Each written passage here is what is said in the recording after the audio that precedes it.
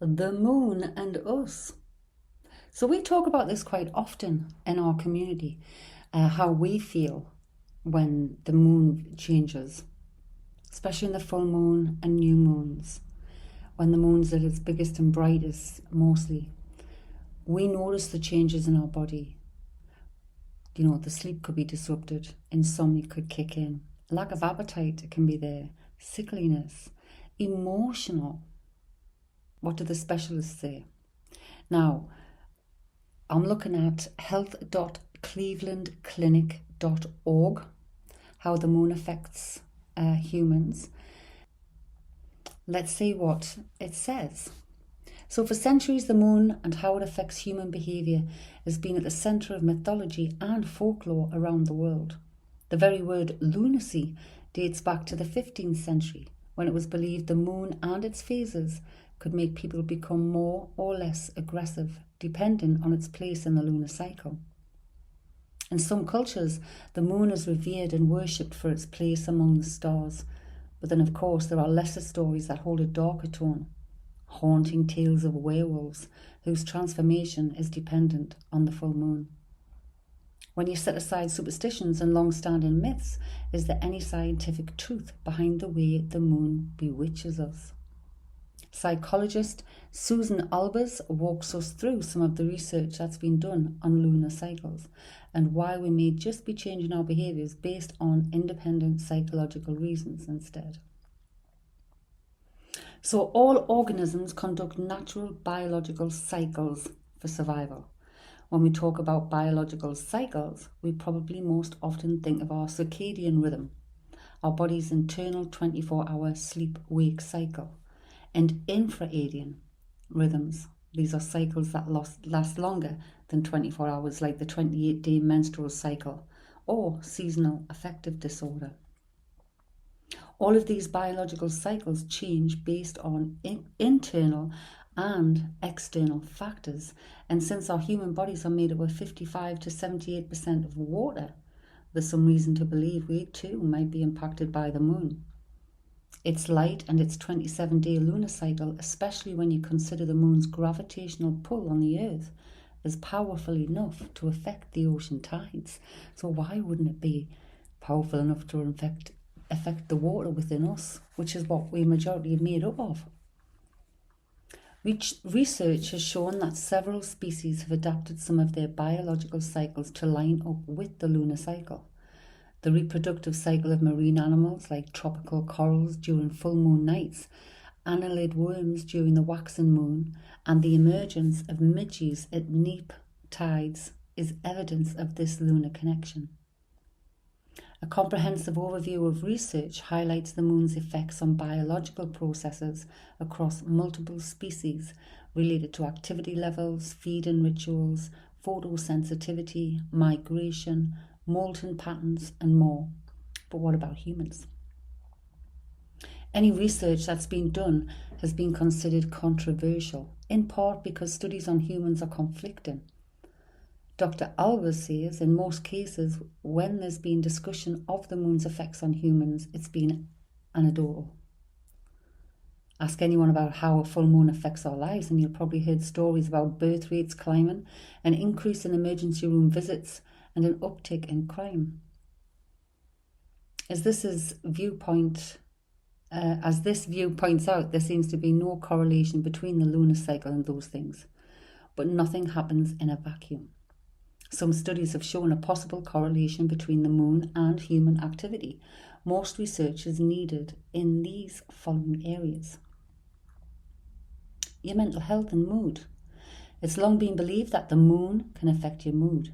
It's certainly true that environmental factors can play a part in a person's mood swings and act as a trigger for anxiety and depression. But it's unclear exactly how, if at all, the lunar cycle affects our mood and mental health. Well, I think water represents, when we look at things in the esoteric world, emotions, mostly. When we cry a river, we cry tears. We're made up of a lot of water. So it stands to reason that our emotions, our feelings would be rocked with these cycle changes by that pull. So more anxious, more nervous, feeling more down, more emotional. I would think that would make sense to me. More research needs to be done. But what we do know is that the moon may have an impact on people with bipolar disorder. In a small study of 17 people, researchers learned that their patients cycled rapidly between states of depression and mania, and that these rapid cycles weren't random, but instead in sync with the lunar cycle. Though the exact mechanism that causes this is unknown, it's believed that those quick changes in mood were caused by a disruption to their circadian rhythm and their sleep-wake cycle. Does the moon affect our ability to sleep? Our ability to regulate our emotions is dependent on our body's ability to release and suppress certain hormones at certain times. In some ways, you can think of hormones like switches. When one is turned on, others might flip off. Certain hormones are higher during the day when we are awake, while others are higher in the evening when we are asleep. Melatonin is one of those hormones that is naturally released at night to calm your body down and prepare your body for sleep. When melatonin levels rise, serotonin, a feel-good hormone that plays a role in controlling our mood and appetite, decreases. And if you introduce things like artificial light and say bright light from a full moon, it may have an impact on your ability to fall asleep and stay asleep, because we know artificial light impacts our sleep-wake cycle. One reason why studying the link between the lunar cycle and our ability to sleep is difficult is because studies are in constant contradiction with each other. Many sleep studies are held in tightly controlled, well-lit laboratory settings, making some researchers question the accuracy of the results. Many researchers wonder if a person's implicit bias about the moon's effect on their lives may even skew some results. For a 2013 study, researchers found a way around these nuances by revisiting data from an older study in which participants were not aware they would be evaluated for lunar influences. In that study, researchers discovered that around the full moon, people spent 30% less time in deep sleep and slept for 20 minutes less than when there wasn't a full moon. These changes were also associated with decreased levels of melatonin. There's the crow shouting outside. Another study from 2021 compared the sleep patterns of 3 rural indigenous communities in Argentina to the sleep patterns of college students in Seattle.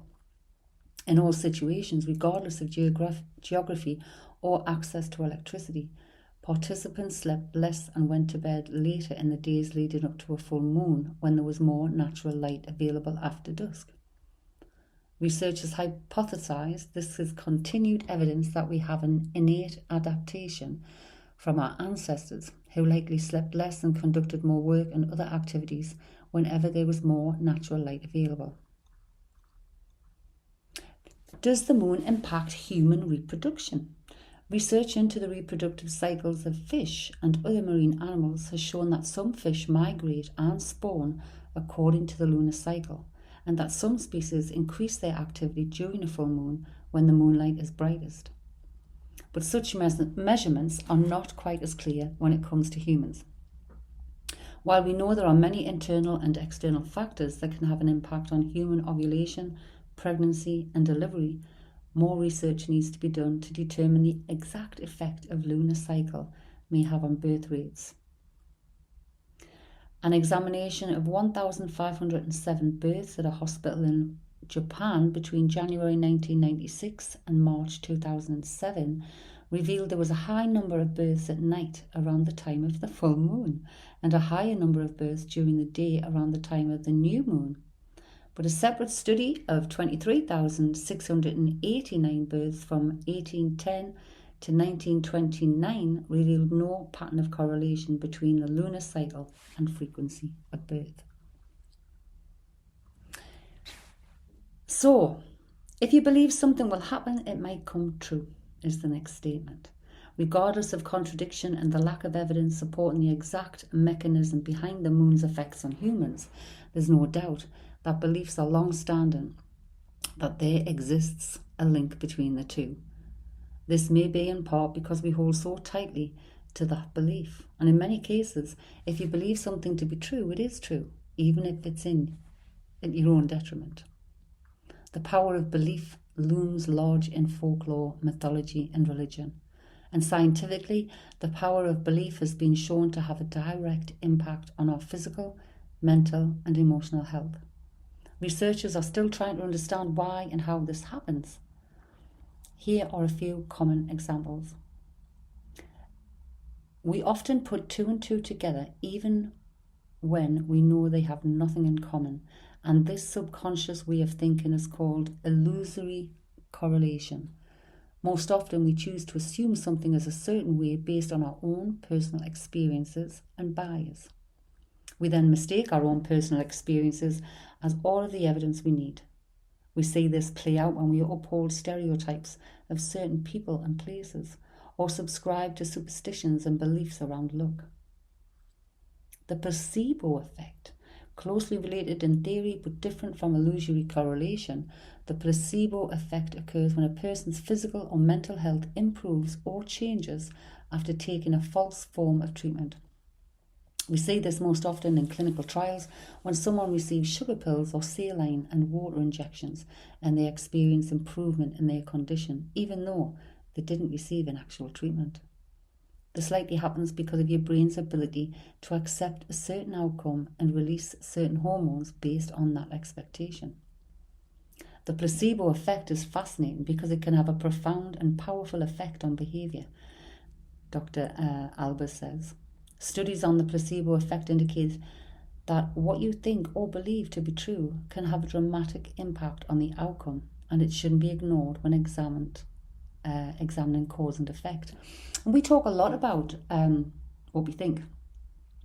And I often say in my TikTok lives, thoughts become feelings, become things. We feel how we think. So if we're thinking about negative things, or we're thinking about,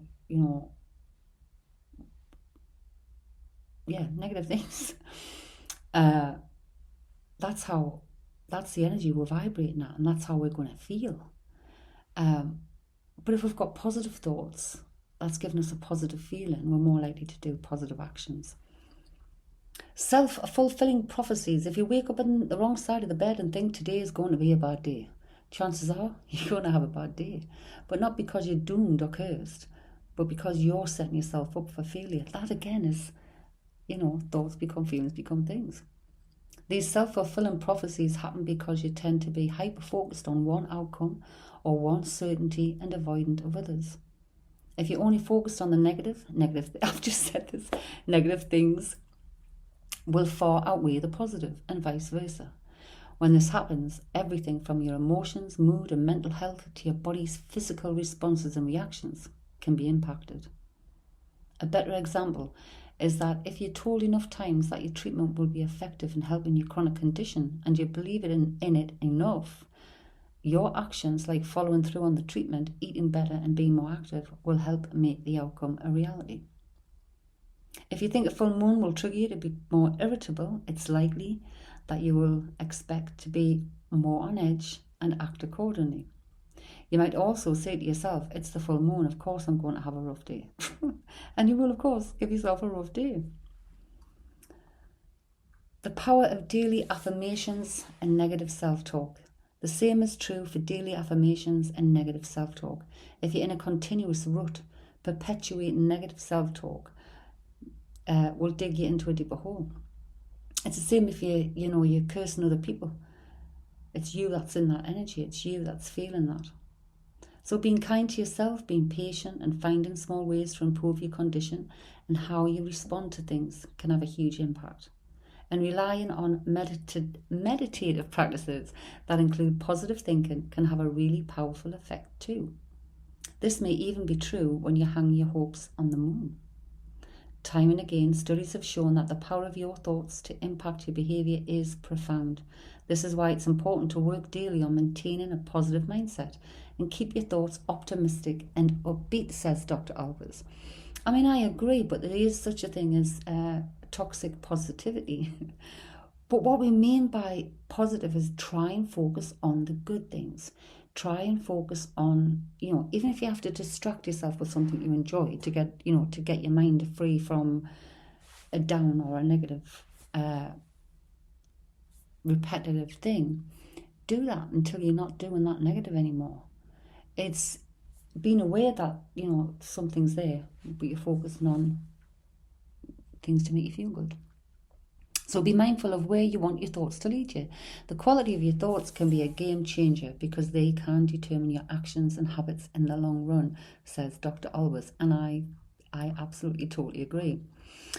But it's like, our people talk. We aren't astrologists or anything. We don't keep a track on what the moon's actually doing. And speaking for myself, it's like,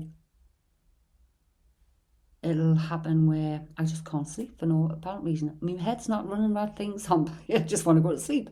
But I'm tossing and turning, and I get up. This can go on for a couple of days now. I'm like, what's the bloody moon doing? And then I have a look, and of course, there's a full moon. So it's all happening before I even know there's a moon. Changing. And I truly believe it just makes sense.